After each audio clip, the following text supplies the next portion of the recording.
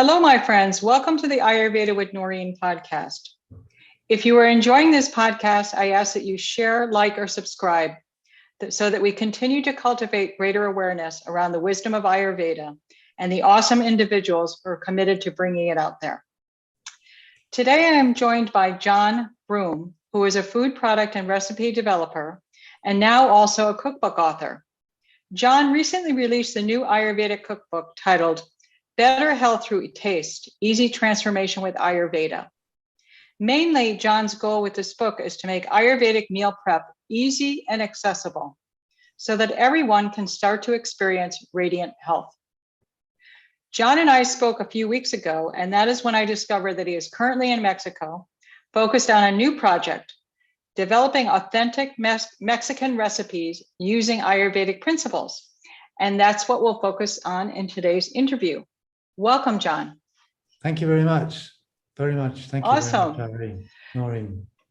So, John, you've been about a month in Mexico now? Yes. All right. 3 weeks. About 3 weeks. Okay. And so tell me, the purpose of your trip, why you're there, what you've been doing. Okay. So the purpose of the trip was to expand the range of the reach of the cookbook, which I've just launched on Amazon, which has 64 recipes in and is aimed at the American market. Now, the American market I've developed these recipes in is different to the Mexican market. But the aim with these recipes is to use, in most cases, one of 3 spice mixes that are added to the meal, which I've developed in America, that balance Vata, Pitta, and Kapha. So these are the spice mixes for the Vata dosha, the Pitta dosha, and the Kapha dosha. Yes. Okay. And they'll include things like cinnamon for Vata and fennel for Pitta, ginger for Kapha.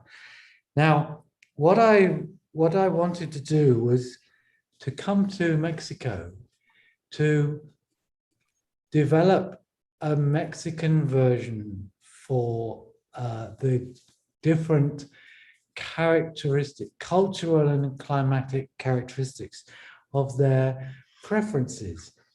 And what I very quickly found was that more than 50% of the people in Mexico, certainly in Cancun, are predominantly Kapha dosha. Okay, so you're already tuning into. Well, let me just back up. You're developing authentic Mexican recipes, and your goal is to use Ayurvedic principles. Would you say that's correct? Yes, with the same idea of putting in most meals, but not most dishes, but not all, the spice mix, which will balance the appropriate dosha. Sure, and in each of these recipes that you're developing, you're going to be using the spice mixes that you've developed for the Vata dosha, the Pitta dosha, and the Kapha dosha. Yes, not all of them. I mean, some desserts don't have them in, they'll just have sure, yeah. But my question is this, are you developing these recipes, because Americans are very enamored of Mexican food. So are you developing these recipes for the Mexican market in Mexico, or just really the American market, or could it really be for both? Well, that's a very good question. The answer is the starting point is the Mexican market in Mexico with Mexicans. However, it's quite obvious that it might be that there are Mexicans living in America who carried their cultural preferences to America with them. And in those cases, they might like some of the Mexican recipes. Sure, absolutely. And just even Americans who aren't of, their ethnicity is not Mexican. Certainly it's a cuisine that's, very popular. Yes, Yeah. that's also possible, but less likely Okay. because they really are quite spicy and hot. Okay, I see. So they're a bit more spicy than in your current cookbook. Okay. Yes. Well, let's go back to what you said about what what you've discovered in the last 3 weeks in doing your research and doing your recipe development. The first thing you said you discovered is that you're discovering that many Mexicans, at least the ones that you're encountering in Cancun, their dosha is predominantly kapha. Yes. Okay, and say a little bit about, for our viewers and listeners who don't know what kapha is, could you say a little bit about the kapha dosha and essentially what's typical? Yes. Kaphas are predominantly bigger build. Right. The kapha dosha refers to structure. Kapha means structure. And what they tend to have is they have a large physical structure. They're stable, caring, supportive. They have a slightly slower digestion. And to encourage that, they prefer spicier foods. And they are not often interested in sweeter foods. However, I think that people are a mix of two. Yeah, I think I agree, but also I think there's a little bit of a slant on that. Kapha, my understanding, is composed of the earth element and the water element. So the dosha is really the mind body type of an individual. Yes, correct. And kaphas really like the sweet taste. And sometimes they like it more than they should. But in order to balance the kapha, it's good for them to have really things that are more purifying or stimulate. Like you said, their digestion tends to be slow. So things that stimulate the digestion. Yes, well, no, they're not so keen on sweet tastes. Okay. But the other factor is that 999 out of 1,000 people are not just one dosha, they're a mix of That's two. true.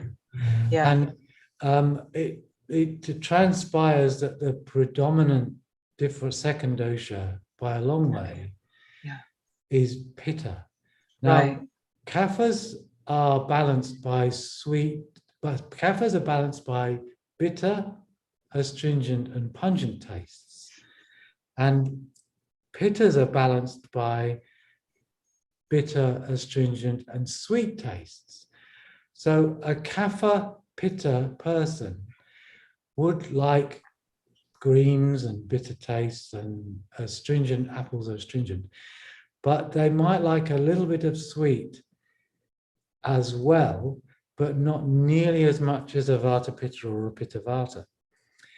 Mm-hmm. And my experience is that with things like a rice pudding or a stewed apple, then those kind of foods would be suitable for kapha, except in a lot of cases, an alternative to cow's milk would be good, like almond milk or...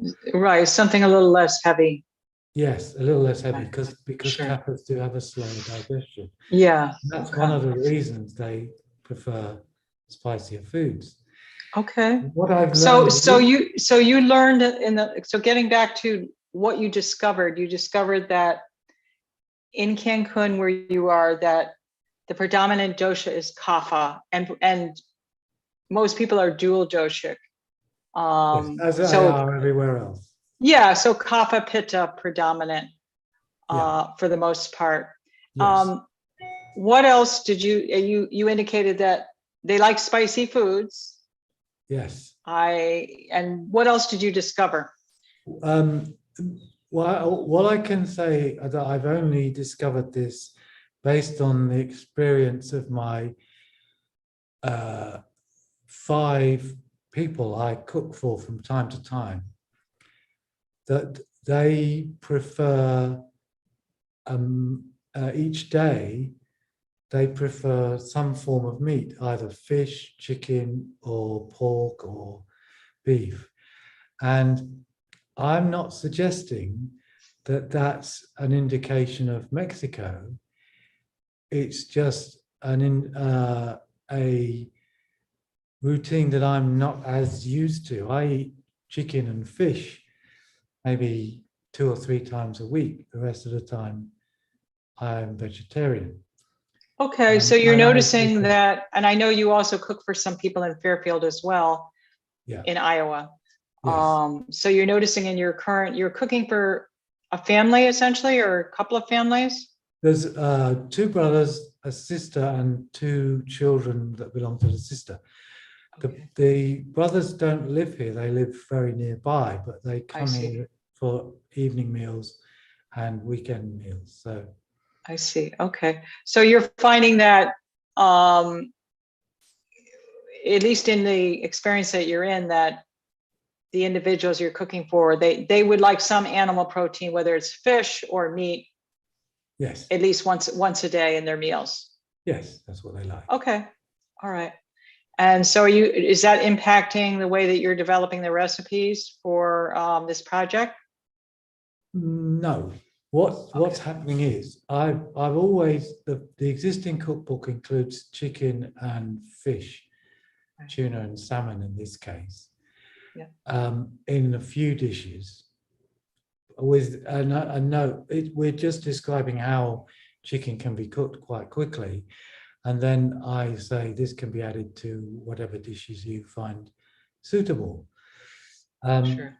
But in the Mexican book, it will include dishes with chicken and fish in, and it will say the option for pork or beef is obviously there, cooked however you like it, but I'm not including them in any of these recipes.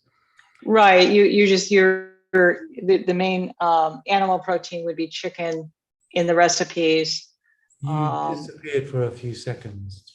Oh, can you see me clearly now?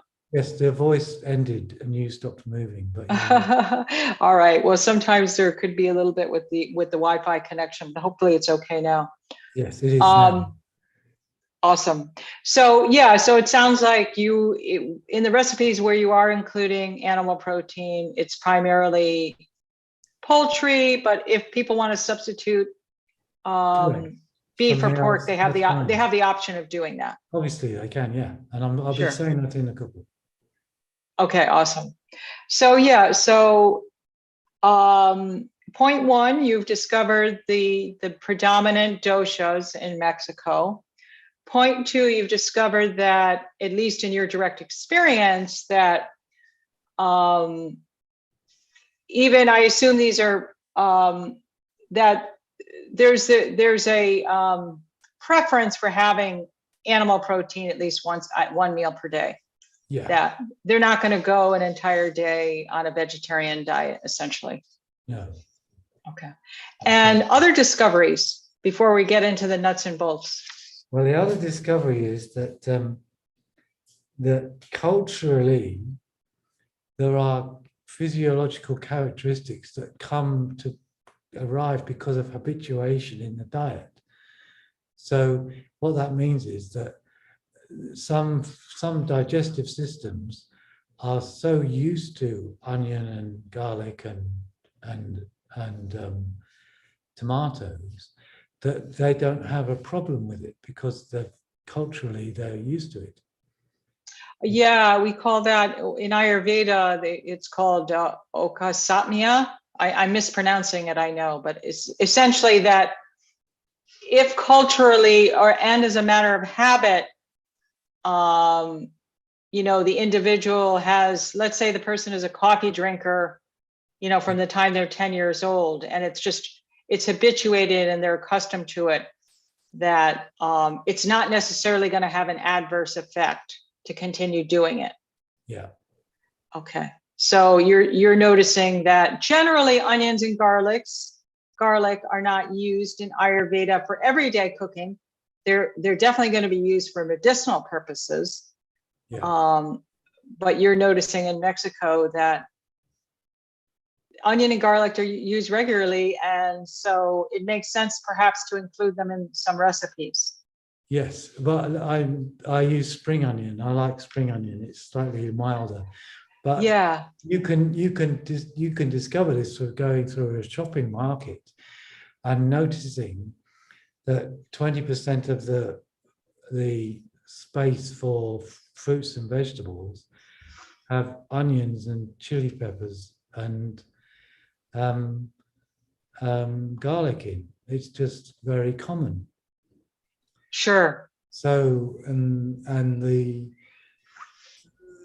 you might expect a Vata type not to prefer that, but there is one person here who's a Vata type predominantly, and she still likes spicy food and onions, which is fine. Not as much as a Kapha. There's a Kapha here who likes it even hotter. Okay. So there is noticeable the responses that I'm experiencing here match what I was anticipating. Okay. Yeah. So Encouraging. I think it's that's encouraging. Yes. Yeah, no, I needed to do it. There's no way I could have done this in a desk in America.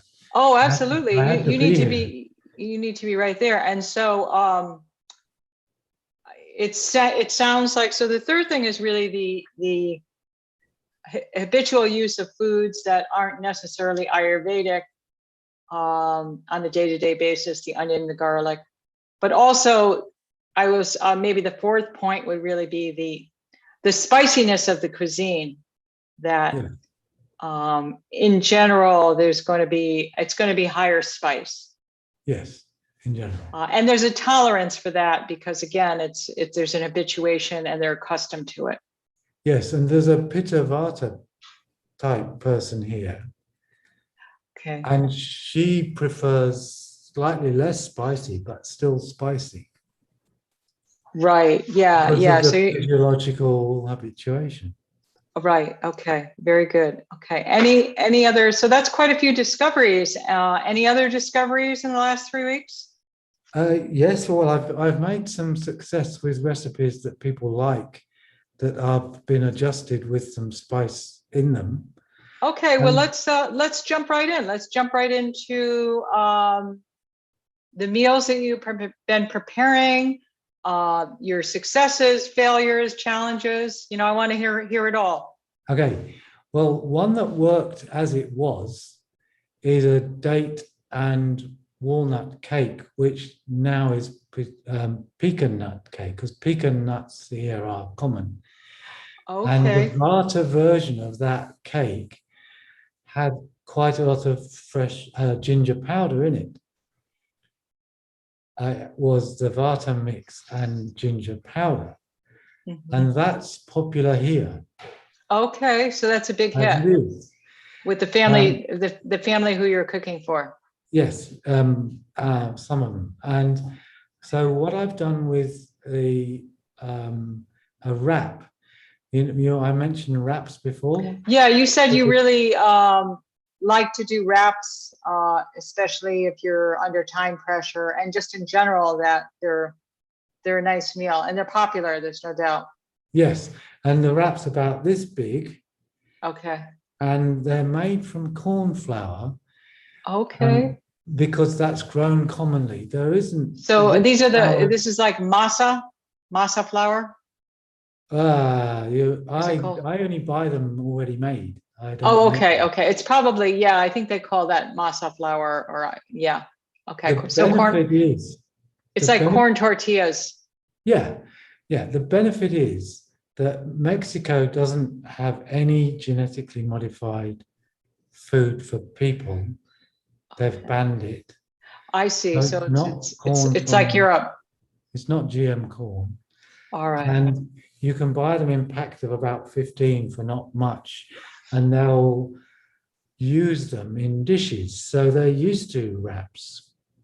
And they're used to, I mean, I don't know if they call them wraps, but they're certainly used to tortillas. Yeah, that's what I call them. Right, right. I'm calling them wraps. So sure. to make it descriptive rather than not descriptive. Yeah. So the one that I made a couple of days ago had tuna on its own in it and a sauce, and the sauce contained elements of the Vata wrap in the cookbook, which included tahini and some vegetables. And in this case, it was kale and green beans. And it included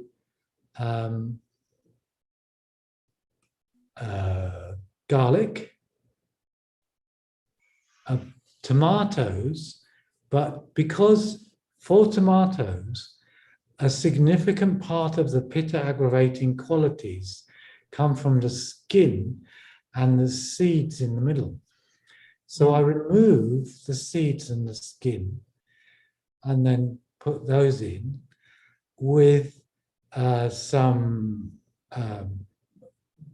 stock cube, a little bit of stock cube, which is commonly used here, and fresh. So that would be like a bouillon cube.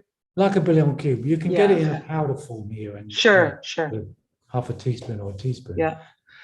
And then some. In this case, I used half an avocado and some jalapeno. This is jalapeno peppers, but they give it a different name. Sure. It's prepared, and I just take two of them out, and put them in, and then blend them all. Sure. And so that's the adobo, kind of it's in the adobo sauce, but it's essentially the chili peppers in the adobo sauce. they call them jalapeno peppers, don't they? Okay. Yes. It's a different. It's not a chili. I It's see. a jalapeno pepper, but Okay. it's hot, and that was an example that worked very well. And one of the reasons I put the avocado in is because it's very rich in oils and nourishing. And even though it's good for Vata. And this, I also put the Vata mix in for Mexican, which included a little 10% of chili powder. So you modified your Vata churna, your Vata spice mix, and you added a little bit of chili powder to it. Yeah, I've taken off a percentage of the cinnamon and added the same amount of chili. So none of the other ingredients are altered, but it's just hotter. I mean, the previous one, the original, has ginger in. I see. And cumin, which are both heating, but this makes it hotter. A little spicier. Yes, and it seems to work very well. So all right. I'll carry on. And so you said you had a bouillon. So are you steaming like the kale and the green beans and all that in a little bit of water with bouillon? Yes, exactly. You boil them down a bit, so you leave a little water and then. Right. Okay. And are you including any protein in that wrap, or is it the tahini essentially for the most part? So the mixture that gets put in a blender includes the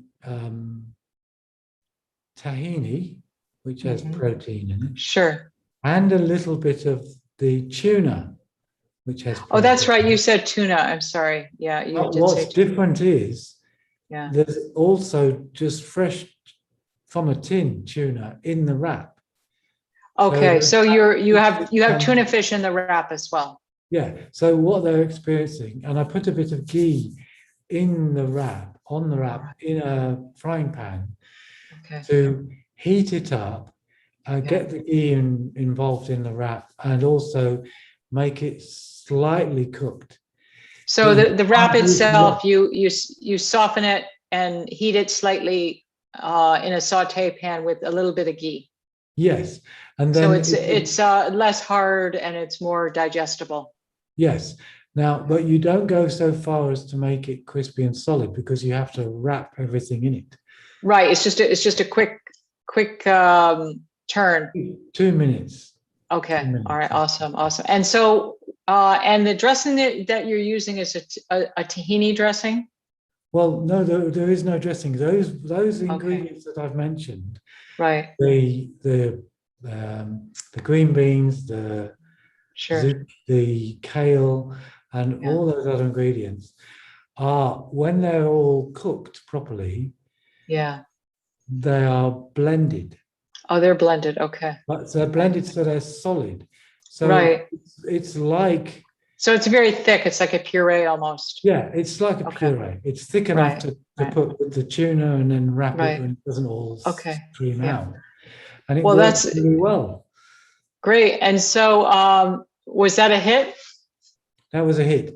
And often the dishes that are served here don't have many vegetables because they Okay. use onions and tomatoes and other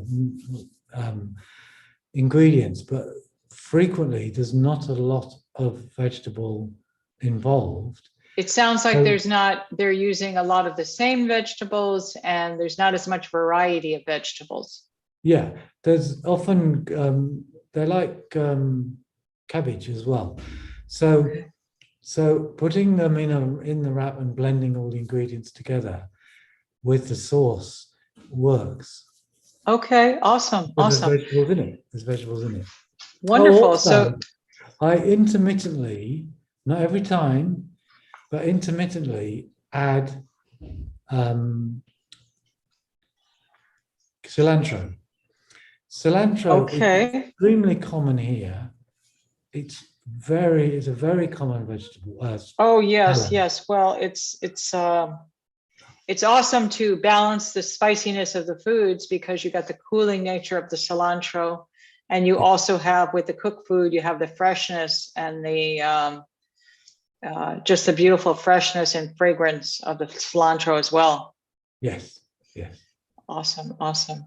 Yeah. So yeah, so you've got this wonderful date walnut cake, and you've made it into a date pecan cake. Yes, that's what they grow here, and Yeah, adjusting to, what's the nut that they're eating and using, and then you have your I know you do a lot with wraps, and so you've worked with the wrap to use local ingredients, and also you've also worked with the churna as well by just amping up the spice. Yes, well, I don't use the word churna because it's got a connection with Maharishi churnas. Okay, so we'll say spice mix, and churna just means spice mix. I know, but I call it a Vata Pitta Kapha spice mixes so as not to confuse anyone. Very good. We'll stick with that. I don't have sugar or salt in them. Absolutely. So what else, John? What other recipes did you were either worked really well or just didn't work at all? Give me some other examples. What really worked well very recently was stewed dates, raisins, and separately custard. Now, custard is milk is not.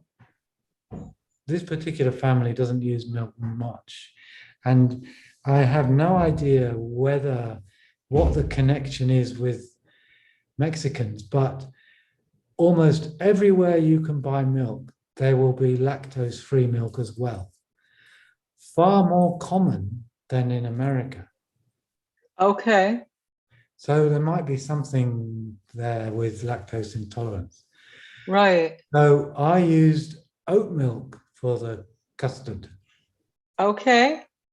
And I added quite a little bit. The usual custard recipe that I use has coconut sugar, cardamom, nutmeg, vanilla essence, and whatever thickener you want. I use corn flour, not GMO corn flour.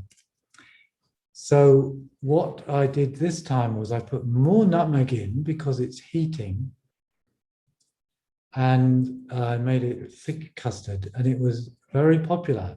So it was slightly warmer than a normal custard, and it just went really well with the blended dates and raisins. And they're boiled so they're moist and the dryness is removed, and they're blended when there's only just enough water so that they're reasonably thick, so that you can have. So it's kind of a thick. It's a thick sauce essentially. Yeah, it's a thick sauce. So what you can have is you can have a bowl with the fruits blended, added to it, and then the custard, and you end up with it being where the custard added on the other side, and you end up with it looking half and half. So you can see half of the fruit and half of the custard. And that was nice. So that's very nice. And that was used. You used that as a dessert. That was a dessert last night. Okay. Nice. Okay. And did they like it with the oat milk? Yes, they did. They liked it with the oat milk. But remember that the difference with this family is they don't have milk. They don't use dairy milk. No, they will often use cream in one of their dishes. Okay. Or from time to time, but sure. they don't have milk, and they don't have a kettle. Even if they make a coffee, which is maybe once in a blue moon, they make it in a coffee machine. Okay. All right. Yeah. All right. Awesome. Well, I thought coffee was rather popular in Mexico. I'm not saying it isn't. Okay, but this particular, okay. Well, this is great. So we have a couple of desserts that you presented. We have the wrap or the tortilla. Other things that you'd like to share? Other things, challenges? Well, the most popular one of the daughters love. Well, no, it's not a challenge. It's a success. I'll come to the challenge in a minute. But one of the most popular dishes is roast potatoes cooked in an oven with ghee. That's popular with both the children, and it's their favorite. And I add either Italian seasoning with salt or basil with salt on the roast potatoes, and they're cooked in the oven, and they're just delicious. So I'm reminding everyone that ghee helps the food to be assimilated properly, and it's good for digestion. Right. So that helps. Now my challenges are extending the range with ingredients, because chilies, tomatoes, onion, garlic, they're very familiar. But I've got more time here. Sure. I've got another couple more weeks. I'm going to be experimenting with, I could do a milk-free cauliflower cheese. Okay, so you can do a sauce, a cauliflower sauce, like a bechamel sauce. Yeah, well, cauliflower cheese is cooked cauliflower with the sauce on it, which includes milk and cheese. But I can use milk. I can use other milk, and I can use cheese. So this is like I was incorrect in my understanding. What you're doing is more or less like a cauliflower gratin, where you have it's covered and it's got some. Okay, so that's a little different. I was thinking you were doing a cauliflower sauce. No, it's a cauliflower cheese. I'm from England, so I just know it's cauliflower cheese. Okay. But I have other redeeming qualities. So being from England is always isn't always bad. That's true. That's true. Yeah, it's well, what do they say? Nothing. There's nothing that's all. It's nothing's all bad or all good, right? Yes, right. Okay. So anyway, So um, that's one of the others I want to try. that's cool. So you're planning on being there at least another 3 weeks. Is that right? Two more weeks. Another 2 weeks, and you're thinking in the course of these next 2 weeks that while you know, agreed to use the ingredients that they're most accustomed to, that aren't necessarily for everyday use in Ayurveda, which is the onions, the garlic, heavy use of chili peppers and tomato. You're going to experiment giving them some dishes without those ingredients. Yeah. And you're going to see what the reaction is going to be. Yeah, and Okay. I'll obviously they're not all the same person, but I will find ways to make the cauliflower cheese spicier. Sure. And if it's for Vata, then it can have the Vata mixing, which is 10% chili powder, but it's not fresh chili, it's not tomatoes, it's not onions, and it's not garlic. I mean, garlic is not something that I think they add on every meal, but onions and tomatoes are frequently used. Yes, yes. So what are you going to do for the onions? Well, like I said, I'm not planning. I like spring onion, but I'm not planning to have to replace one ingredient with another. Okay. I just because ginger's spicy as well, Right. and You're maybe playing a little more with it. Black pepper's very hot. Sure. So you're maybe you'll be playing a little bit more with your spice mixes. I'm not going to be altering the spice mixes, but I'll be playing with the ingredients that go along with it. Okay. All right. I think I've done enough playing with the spice mixes. I see. Okay. But chili in two of them is a big shift. Oh, sure, sure, absolutely. And the two spice mixes that you know now have chili powder are the kapha and The Vata. the vata. Okay. And have you made any other adjustments to your spice mixes? No. Okay. So far.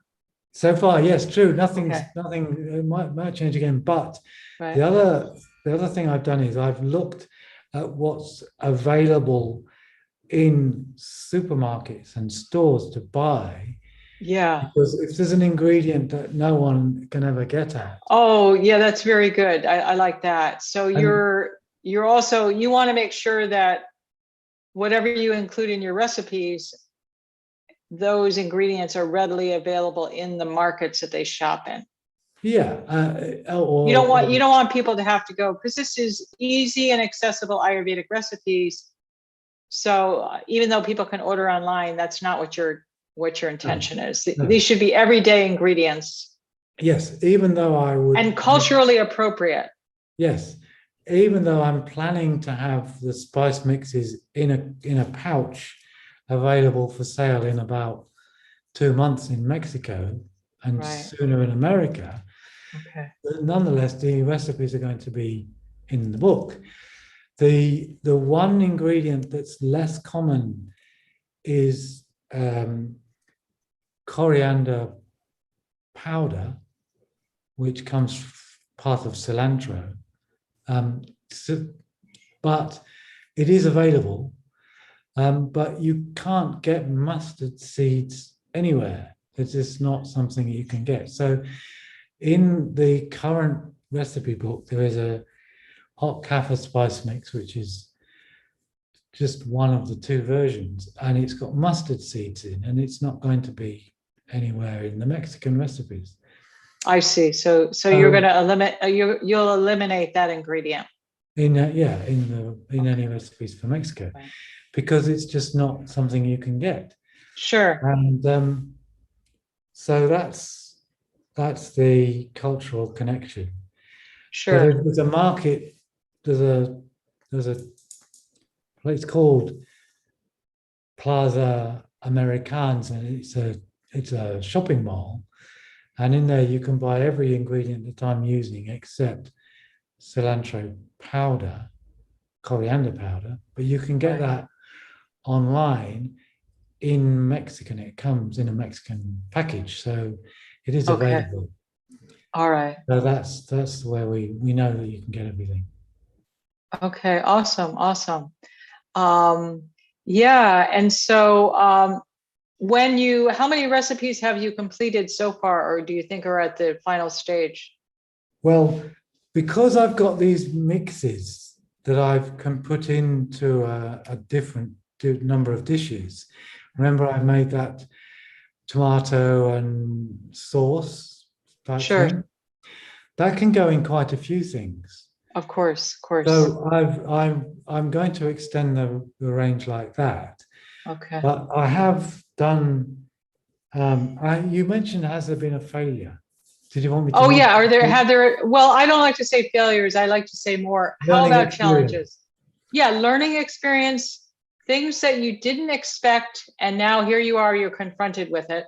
Yeah. So the Vata and Pitta nut roasts don't work over here. Oh, so tell me a little bit more about the nut roast. So the nut roasts have got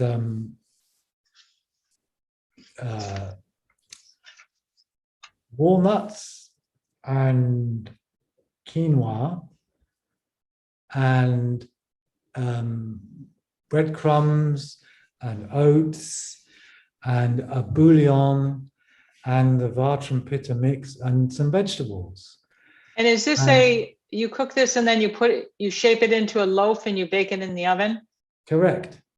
Okay, so we would call it, instead of calling it nut roast, we would call it a loaf, almost like a lentil loaf or a quinoa loaf. Yes. So we call it a quinoa and a nut loaf. Yeah, fine, great, a nut loaf. So they both, the spicier Vata are not as spicy, but with lots of basil, which is heating. Okay. A little bit. Pitta, no interest whatsoever. Really. All right.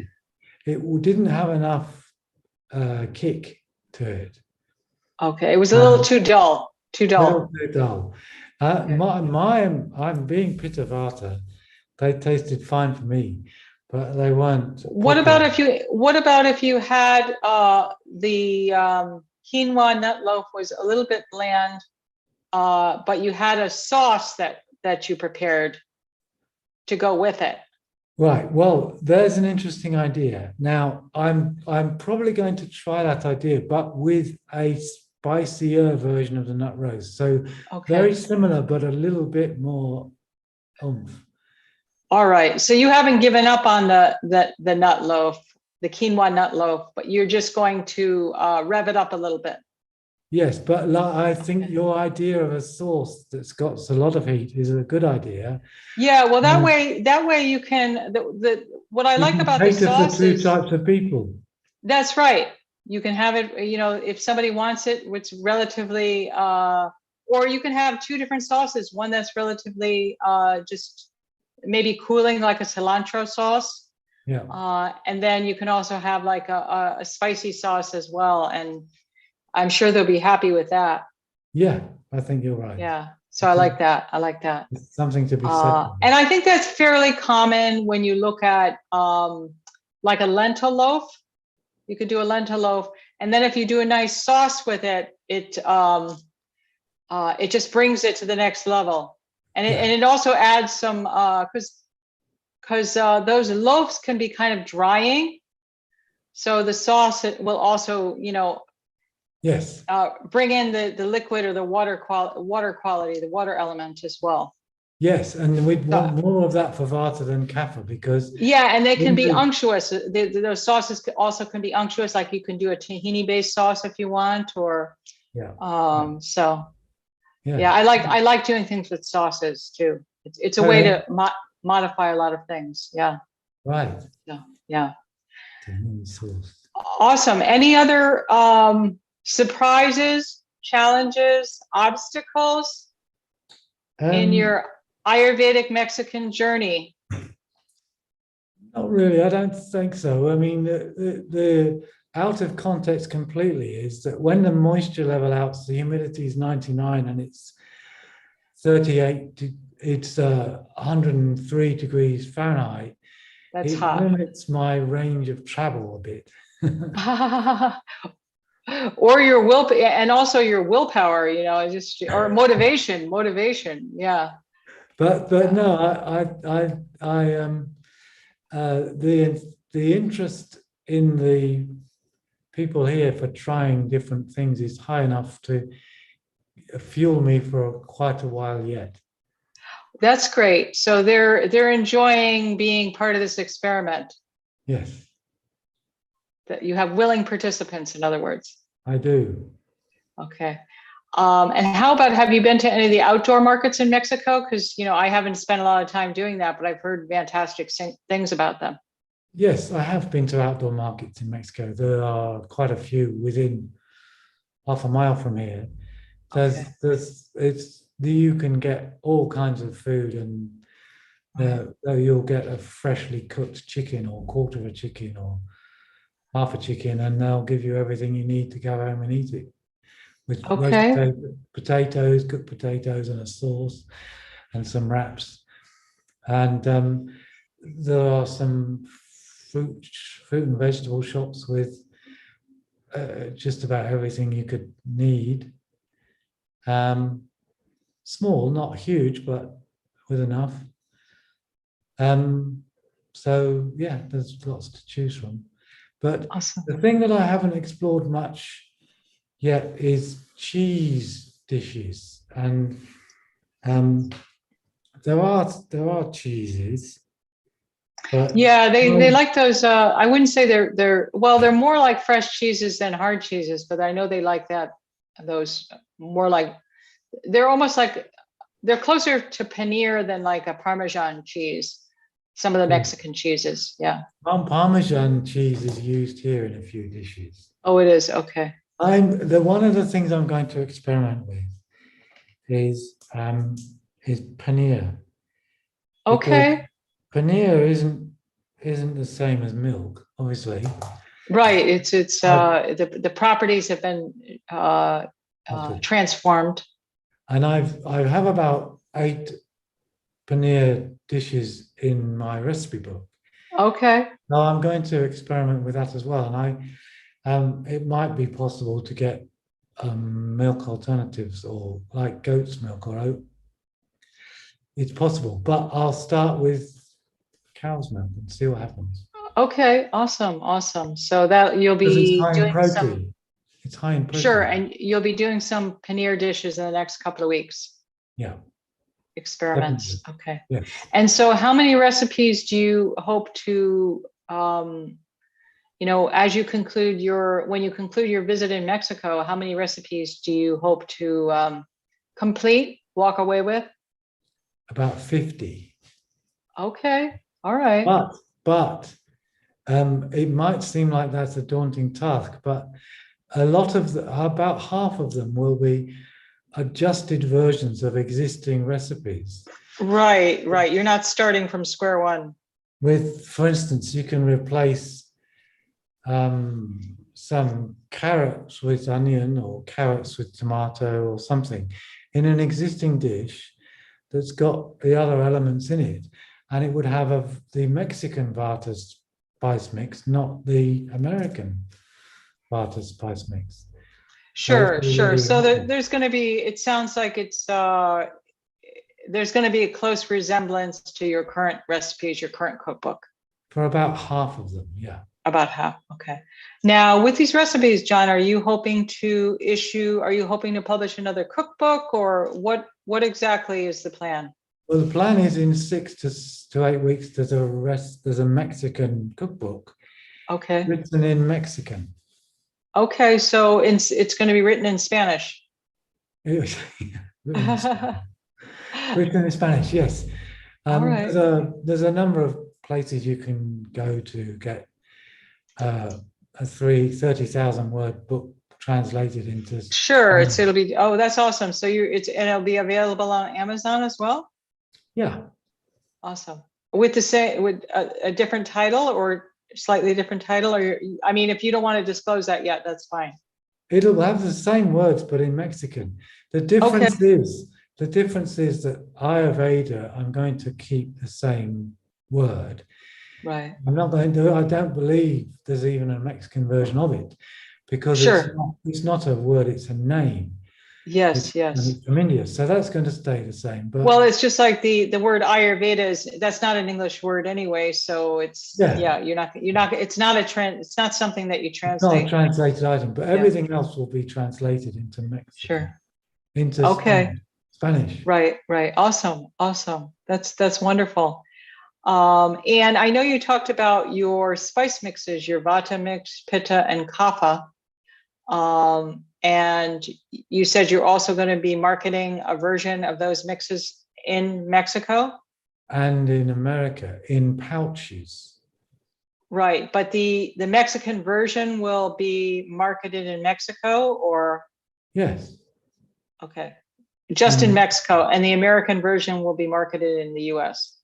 yeah, but it's been pointed out to me that there are lots of Mexicans in America. So the Okay. Mexican version should be available in America as well. Okay, so you'll be marketing both versions in the US. Yeah. Okay, all right. And how can people purchase those spice mixes? Are they going to be available online, or what is your plan? Well, it's more than likely to start with that they'll be available on Amazon. Okay, Um, right. but that's as yet unknown, but it's highly likely that they'll Sure. be available on Amazon Okay. because it's a quick way to get a large reach. Of course. And do you have a name for those for the products that you're going to be marketing, or is that still under wraps? Well, they're going to be called Vata, Pitta, and Kapha spice mixes, but the Okay. Mexican version of words for spice mixes. Sure. And the packaging is going to say Ayurvedic spice mixes. Okay. All right. Awesome. Pepper. Awesome. So Yeah. Ayurveda's in the wording as well. Okay. Awesome. Well, we look forward to those being released as well. Thank you. Wonderful. Well, any final words to our viewers and listeners about the last 3 weeks, the upcoming weeks? Well, I have a question for you.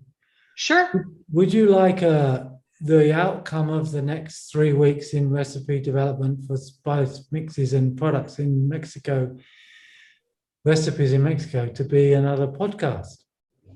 I think that's a definite possibility. I think we should definitely, when you've concluded your trip, we should reconvene. Okay. I would love that, and I'm sure our viewers and listeners would love to see part 3. Yes.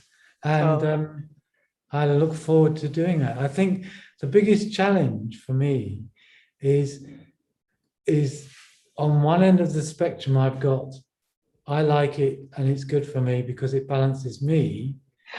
And the yeah, other is even Vata in America, I'm okay with, but Vata in Mexico is a little too heating for me.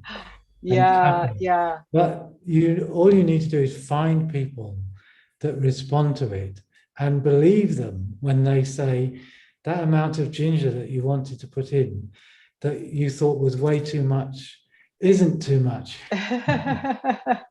Well, I think you're doing the right thing. You're immersing yourself in with a Mexican family, friends, who are somewhat familiar with Ayurveda, but not obviously as familiar as you are.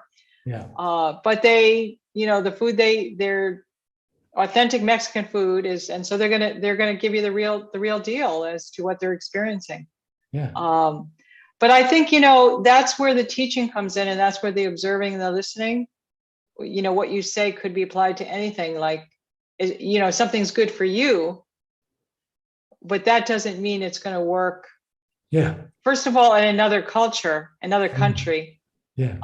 and people with, differing constitutions. Yeah. So, yeah, I mean, it would be fun if you were able to pair with an authentic Mexican chef. Yes. Well, You I've know, met if some. and I've while met you're some. there, for the next couple of weeks, it would be fun for you. I know you've got your group of taste testers with this family who you're working with, but it would be fun to really get the input of a professional chef. Yes. Well, And I've come across someone here who's related to someone who's okay. the manager of a restaurant in Mexico.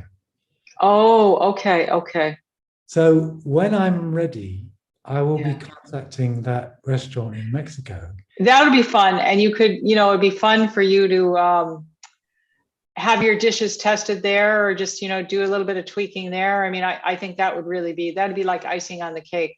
Yes, it would be. And Yeah. the connection is there because this Awesome. person at this hotel that I met is related to the person who's the manager of Awesome. Yeah, the yeah. restaurant. So there's that possibility is exactly what I'm intending to do. That's great. Well, we look forward to hearing more about that possibility as well. Yeah. So thank you so much, John, for Thank joining you. me today.